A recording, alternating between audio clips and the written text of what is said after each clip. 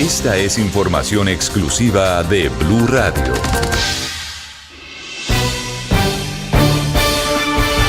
1:20 continuamos con la información y hablamos de la insistencia que tiene el presidente Gustavo Petro de defender la compra de los aviones Gripen, aunque sí haya representado una mayor inversión y sacar recursos no solo de este gobierno, sino de los próximos, porque recordemos que están comprometidas las vigencias futuras.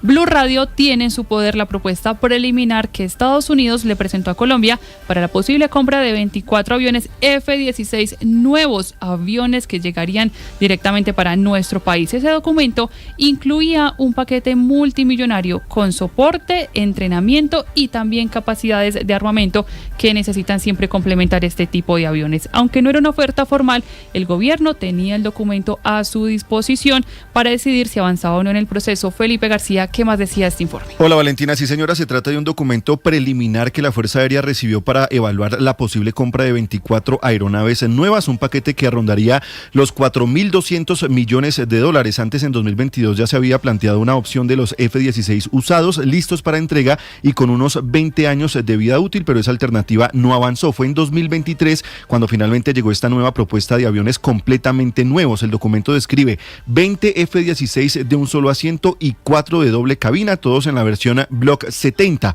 la más moderna que tiene Estados Unidos. Estos aviones son fabricados desde cero, no reacondicionados, en la nueva línea de producción de Lockheed Martin en Greenville, Carolina del Sur, inaugurada especialmente para los pedidos recientes. Desde 2023, países como Bahrein y Eslovaquia ya comenzaron a recibir sus aeronaves. Los fuselajes son de 0 horas con una vida útil estimada de entre 8.000 y 12.000 horas de vuelo. Aunque no es una oferta formal, este documento explica que Colombia recibiría y qué costaría. Solo el valor de las aeronaves, el llamado costo Flyway, supera los 2.500 millones de dólares e incluye motores, aviónica y un radar de alta tecnología capaz de detectar amenazas a larga distancia. Estos F-16 también habrían llegado con un sistema completo de guerra electrónica y la capacidad de integrar una alerta avanzada de misiles, aunque parte de ese hardware tenía que adquirirlo directamente Colombia. Estados Unidos proponía además 3 años de soporte logístico con entrenamiento para pilotos y técnicos mediante simuladores avanzados, centros de misión,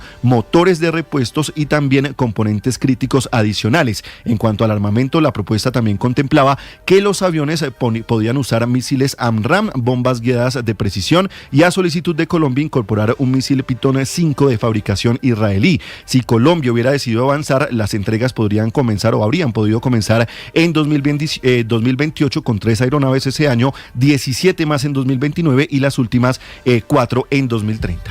Que sería una fecha incluso antes de lo que ya se tiene estipulado con el caso de los aviones Gripen. Pero Felipe, pese a ese documento, los detalles que usted está revelando en este momento, el presidente Gustavo Petro ha insistido en que la compra de los Gripen para la empresa sueca, con la empresa sueca, fue la mejor decisión y que todavía ellos nunca tuvieron en su momento una oferta formal de esos aviones nuevos. ¿Cuál es la defensa que está haciendo otra vez el mandatario? Inicia el presidente Valentina un trino en X en el cual acepta que el gobierno sí tuvo una propuesta formal, o no una propuesta formal, sino este documento de cotización por parte de los Estados Unidos, lo tuvo sobre la mesa y describe el documento que les acabamos de mencionar de precio y disponibilidad, lo que él cataloga como una simple cotización, y dijo que tomar este documento como una referencia para temas presupuestales no es adecuado. Dijo puntualmente: como resultado del estudio de mercado efectuado en el año 2023, se pudo establecer que la propuesta económica planteada por la compañía Saab o Gripen era inferior en costos de adquisición y sostenimiento que la cotización preliminar suministrada para los F-16. Cierra diciendo el presidente que nunca hubo una oferta formal de aviones nuevos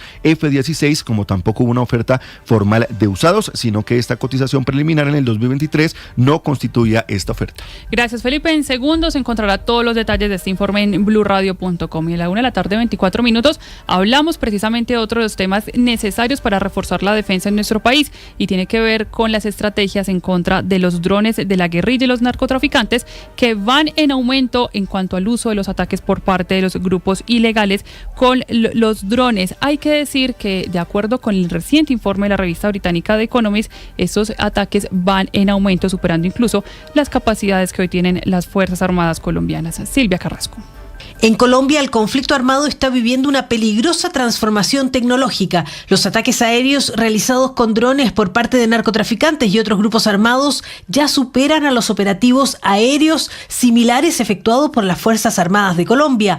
Esta tendencia marca un cambio significativo en la dinámica del conflicto al poner en manos de actores ilegales una capacidad de ataque aéreo que antes estaba reservada casi exclusivamente al Estado. Según la revista The Economist, el fenómeno se explica en parte por la facilidad de acceso a una tecnología que es comercial, que puede adaptarse para fines criminales, drones relativamente baratos que se transforman en plataformas capaces de lanzar explosivos o realizar vigilancia avanzada.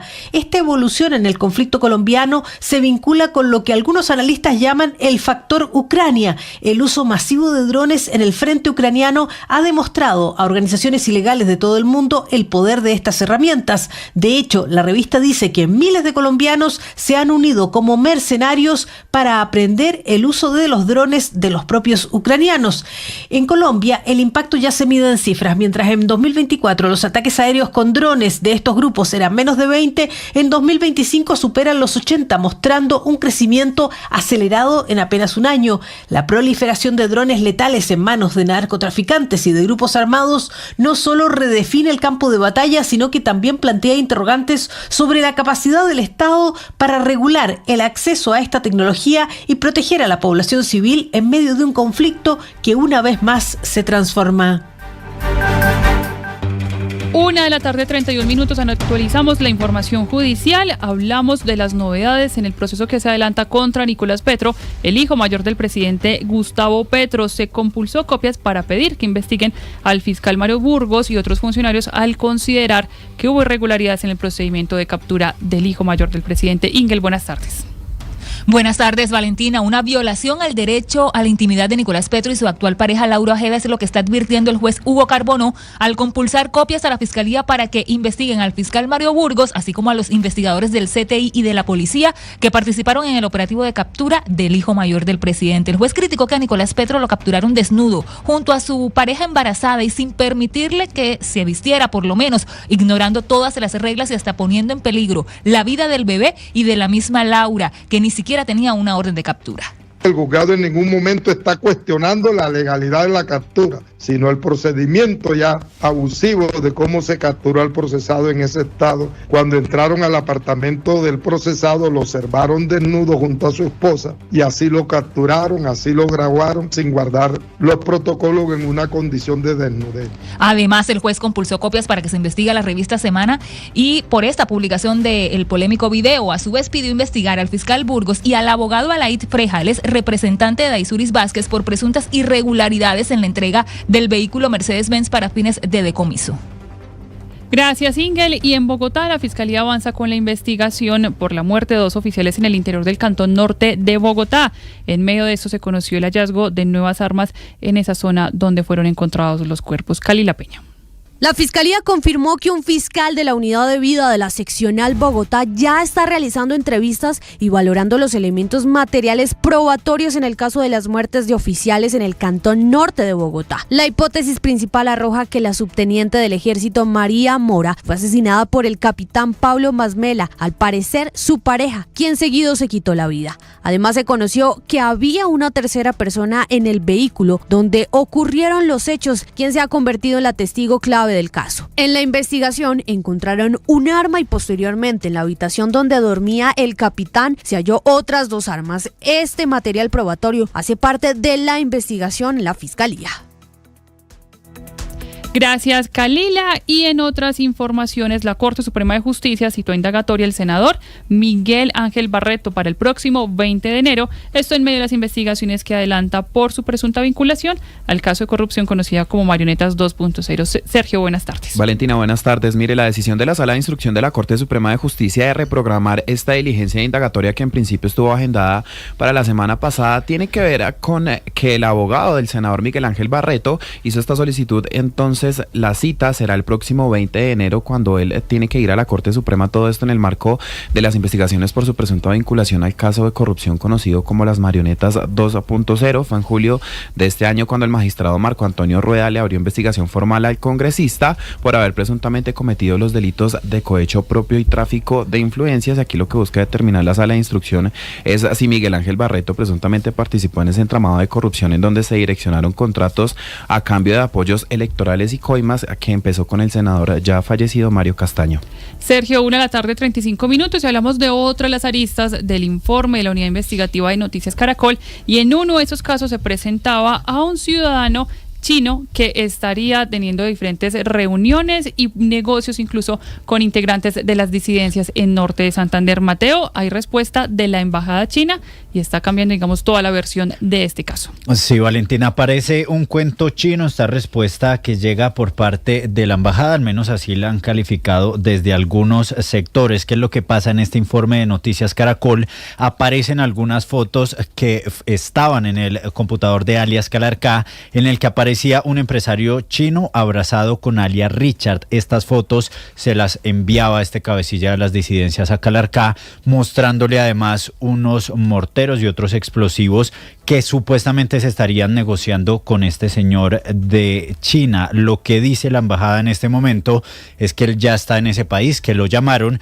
y que él dijo que vino al país en búsqueda de oportunidades, que lo que quería era invertir en negocios de minas de oro y de aceite de palma, y que él llegó acá, tenía unos amigos colombianos, le pidió que lo ayudaran a hacer contactos, también dijo que lo llevaran a algunas zonas mineras y que supuestamente a alias Richard se lo presentaron no como un cabecilla de las disidencias, sino como un líder social de la zona, que fue engañado. Es lo que dijo esta mañana el embajador Xu Xinjiang. Tras regresar a China, su empresa decidió no invertir en Colombia. El ciudadano chino declaró que sin saberlo fue víctima de un increíble engaño al ingresar a las instalaciones de un grupo de guerrilla ilegal, y que los informes falsos y ataques mediáticos le han causado grave daño a su reputación y a su vida normal en China. Es decir, él pensó que estaba en una zona minera con unos líderes sociales que tenían armas porque se tenían que proteger debido a la zona en la que se encontraban, y posteriormente, cuando se fue a China, se enteró por este informe que eran disidentes de las FARC. Es la versión que tiene la embajada china, que también asegura que la presunción de culpabilidad de este ciudadano no solo lo afecta a él, sino también a Colombia como un destino de inversiones.